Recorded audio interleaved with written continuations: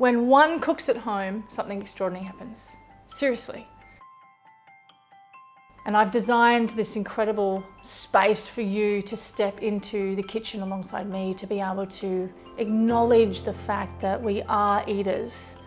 And it's time that we are, people that cook, especially plant-based food. Science is proving time and time again that the more plants you eat, the more plants you eat, the more plants you eat, the better off your blood flow is, the better off your organs are.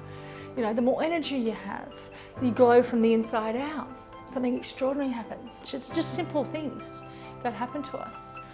And I'm here to hold your hand every step of the way, to give you the ability to be able to nourish your family, to be able to nourish yourself, to show you the techniques to be able to produce something and put it on a plate for your family in a way that you thought you could never do.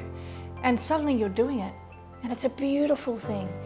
And when you decide that this is the path that you're on, to be able to cook a simple meal, something extraordinary happens to you. There's a natural detox happens, there's natural weight loss that happens, there's energy that happens, there's families like, oh my gosh, I can't believe there's no animal flesh in this and it still tastes amazing.